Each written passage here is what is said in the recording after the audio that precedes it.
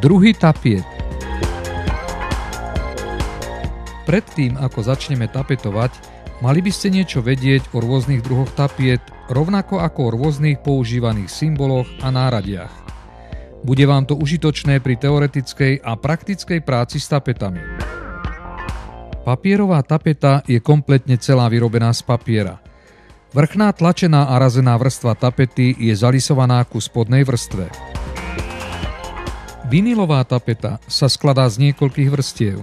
Vrstva vinilu pokrýva kompletne celú plochu a je zalisovaná k spodnej papierovej vrstve.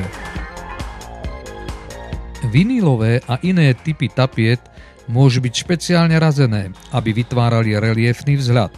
Vlisová tapeta je vyrobená z vlisového podkladového materiálu, pričom vrchnú vrstvu pokrýva vrstva vinilu alebo vlisu. Vlisovú tapetu možno ľahko aplikovať na stenu a neskôr môže byť efektívne odstránená bez zbytkov. Papierovému a vlisovému podkladu je štrukturovaný vzhľad dodaný pomocou aplikácie vinilu na prednú stranu tapety. Špeciálne metódy spracovania, ako napríklad horúce, suché alebo mokré razenie, vytvorí výrazné povrchové štruktúry, ktoré môžu byť lesklé alebo matné. Lesk môže byť docielený aj aplikáciou trblietavých častíc. Svietivé efekty vznikajú použitím fluorescenčných tlačových atramentov. Ďalším druhom tapiet sú fototapety.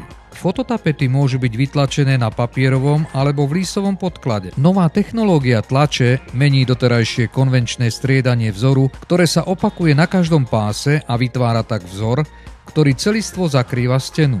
Vzhľadom k tomu, že rôzne vzory na danom páse môžu byť nalepené jeden vedľa druhého, formát tlače je vlastne neobmedzený.